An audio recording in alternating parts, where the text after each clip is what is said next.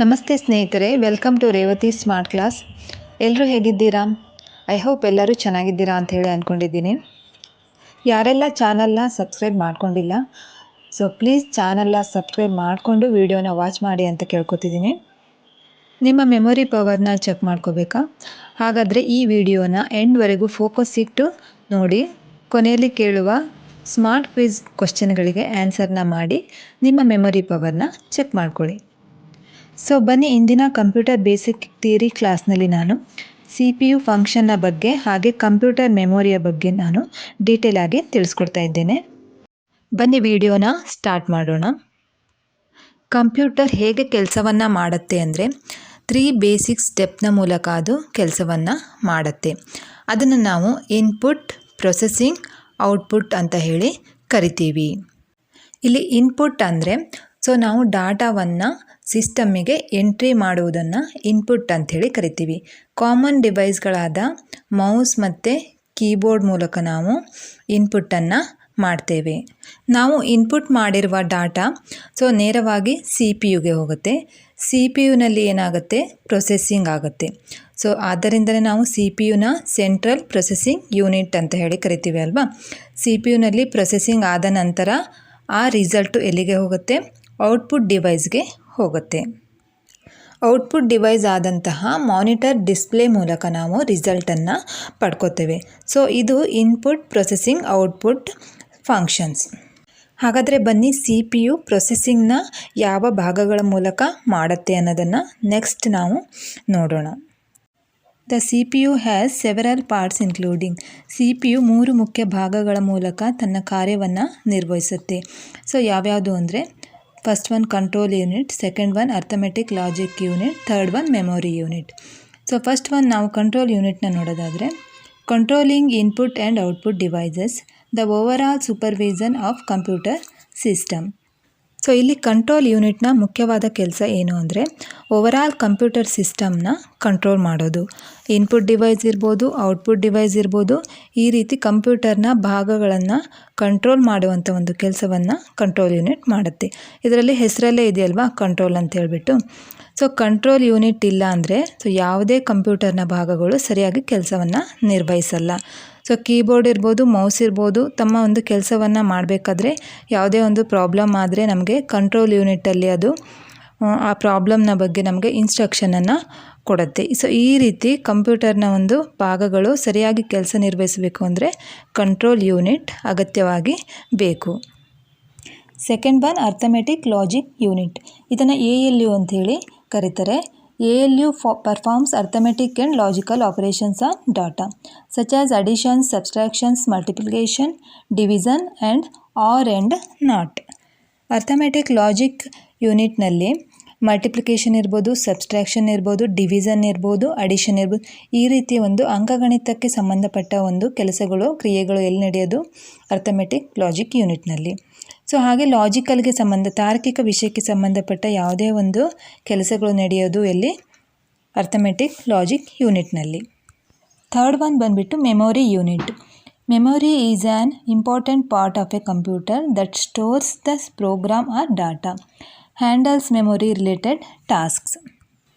CPUನ ಒಂದು ಪ್ರಮುಖವಾದ ಭಾಗ ಅಂತೇಳಿದರೆ ಅದು ಮೆಮೊರಿ ಯೂನಿಟ್. ಇದು ಇನ್ಪುಟ್ ಡಿವೈಸ್ ಮತ್ತು ಔಟ್ಪುಟ್ ಡಿವೈಸ್ ಹಾಗೆ ಕಂಟ್ರೋಲ್ ಯೂನಿಟ್ ಮತ್ತು ALUನೊಂದಿಗೆ ನೇರ ಸಂಬಂಧವನ್ನು ಹೊಂದಿದೆ. ಇದು ಮೆಮೊರಿ ಟಾಸ್ಕ್ಗಳನ್ನು ಹ್ಯಾಂಡಲ್ ಮಾಡುವಂಥ ಒಂದು ವಿಭಾಗ ಆಗಿದೆ. ನಾವೀಗ ಡೀಟೇಲ್ ಆಗಿ ತಿಳಿಬೇಕಾಗಿರೋದು ಈ ಮೆಮೊರಿ ಬಗ್ಗೆನೇ.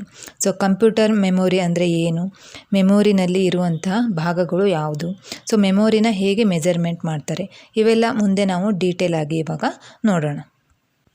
What is computer memory?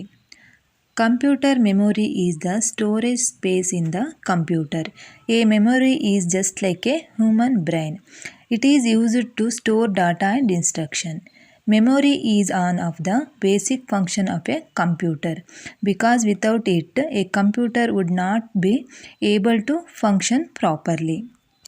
Computer memory ಅಂತಂದರೆ ತಕ್ಷಣದ ಬಳಕೆಗಾಗಿ ಡಾಟಾ ಮತ್ತು ಪ್ರೋಗ್ರಾಮ್ಗಳನ್ನು ಅದು ಸ್ಟೋರ್ ಮಾಡ್ಕೊಳ್ಳೋಕ್ಕೆ ಒಂದು ಸ್ಪೇಸ್ ಬೇಕಲ್ವಾ ಕಂಪ್ಯೂಟರಿಗೆ.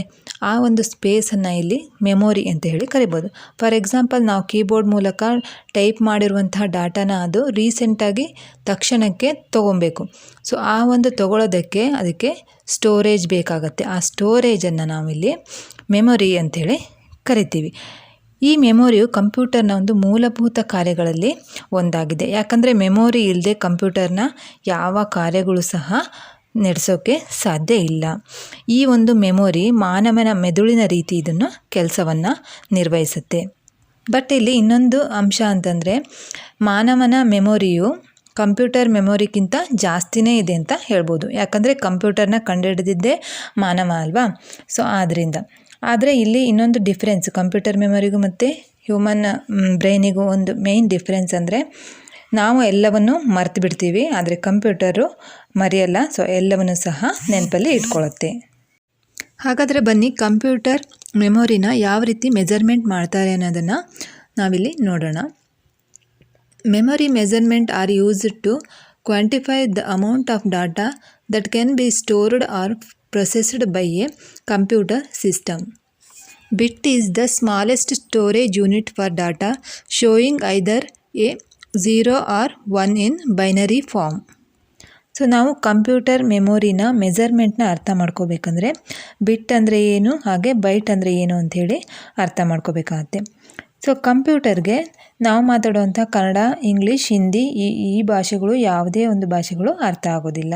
ಕಂಪ್ಯೂಟರಿಗೆ ಅರ್ಥವಾಗುವ ಭಾಷೆ ಅಂದರೆ machine level language. Machine level ಲ್ಯಾಂಗ್ವೇಜಲ್ಲಿ ಏನಿರುತ್ತೆ ಅಂದರೆ ಕೇವಲ ಸಂಖ್ಯೆಗಳು ಇರ್ತವೆ.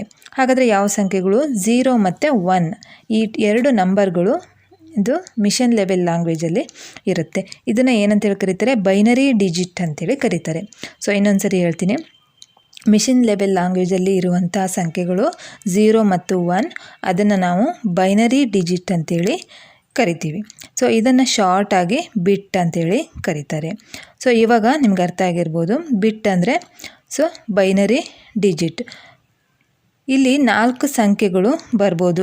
ಇವಾಗ 0101 ಆರ್ 0011 ಈ ರೀತಿ 4 ಸಂಖ್ಯೆಗಳು ಬಂದರೆ ಅದನ್ನು 4 ಡಿಜಿಟನ್ನು ಏನಂತೇಳಿ ಕರೀತಾರೆ? ಸೊ 1 ನಿಬ್ಬಲ್ ಅಂತೇಳಿ ಕರೀತಾರೆ. ಅದೇ ಥರ ಸೊ 8 ನಂಬರ್ಗಳು ಬಂದರೆ 1 ಬೈಟ್ ಅಂತೇಳಿ ಕರೀತಾರೆ. ಆ 8 ನಂಬರ್ಗಳಲ್ಲಿ ಫುಲ್ 0ನೂ ಇರ್ಬೋದು ಅಥವಾ ಫುಲ್ 1 ಕೂಡ ಇರ್ಬೋದು. ಸೊ ಇವಾಗ ನಿಮಗೆ ಅರ್ಥ ಆಗಿರ್ಬೋದು ಕಂಪ್ಯೂಟರ್ ಮೆಮೊರಿನ ಹೇಗೆ ಅಳತೆ ಮಾಡ್ತೀವಿ ಅಂಥೇಳಿ. ಸೊ ಕಂಪ್ಯೂಟರ್ ಮೆಮೊರಿನ ಬೈಟ್ಗಳ ಲೆಕ್ಕದಲ್ಲಿ ಮೆಜರ್ನ ಮಾಡ್ತೀವಿ. ಸೊ ಹಾಗಾದರೆ ಬನ್ನಿ ಮುಂದೆ ನಾವು ಕೆಲವೊಂದು ಅಳತೆ ಮಾನಗಳ ಬಗ್ಗೆ ಸೊ ಡೀಟೇಲ್ ಆಗಿ ಇಲ್ಲಿ ನೋಡೋಣ. ಬಿಟ್ ಅಂದರೆ ಸೊ ಬೈನರಿ ಡಿಜಿಟ್. 4 ಬಿಟ್ ಸೇರಿದರೆ ಅದನ್ನು 1 ನಿಬ್ಬಲ್ ಅಂಥೇಳಿ ಕರೀತಾರೆ. ಸೊ ಅದೇ ಥರ 8 ಬಿಟ್ ಸೇರಿದರೆ ಅದನ್ನು 1 ಬೈಟ್ ಅಂತ ಹೇಳ್ತಾರೆ. ಸೊ ಇಲ್ಲಿ ಬೈಟ್ಗಳ ಲೆಕ್ಕಾಚಾರದಲ್ಲಿ ನೋಡೋದಾದರೆ 1024 bytes equal to 1 kilobyte, 1024 KB equal to 1 megabyte, 1024 MB equals to 1 gigabyte. So ಈ ರೀತಿ ಸೀರೀಸ್ ಮುಂದುವರ್ಕೊಳ್ತಾ ಹೋಗುತ್ತೆ. ಈ ರೀತಿ ಒಂದು ಅಳತೆ ಮಾನಗಳಲ್ಲಿ ಕಂಪ್ಯೂಟರ್ ಮೆಮೊರಿಯನ್ನು ಅಳತೆ ಮಾಡಲಾಗುತ್ತೆ. ಇಲ್ಲಿ ಮೆಗಾಬೈಟ್ ಅನ್ನೋದು ಮತ್ತು ಗಿಗಾಬೈಟ್ ಅನ್ನೋದು ನಿಮಗೆ ಕ್ಯಾಶುವಲ್ ಆಗಿ ಇಂಟರ್ನೆಟ್ ಪ್ಯಾಕೇಜನ್ನು ಹಾಕಿಸ್ಕೊಳ್ತಾ ನೀವು ಕೇಳಿರ್ತೀರ. 2 GB ಇಂಟರ್ನೆಟ್ ಇರ್ಬೋದು, 4 GB ಇಂಟರ್ನೆಟ್ ಇರ್ಬೋದು, ಈ ರೀತಿ ಅಲ್ವಾ. ಸೊ ಇಷ್ಟು ಮೆಜರ್ಮೆಂಟ್ನ ಬಗ್ಗೆ ಇರುವ ಒಂದು ಮಾಹಿತಿ. ಸೊ ಈ ವಿಡಿಯೋದ ಲಾಸ್ಟ್ ಸೆಗ್ಮೆಂಟ್ ಆದಂತಹ ಸ್ಮಾರ್ಟ್ ಕ್ವಿಜ್ಗೆ ನಿಮ್ಮೆಲ್ಲರಿಗೂ ಸ್ವಾಗತ.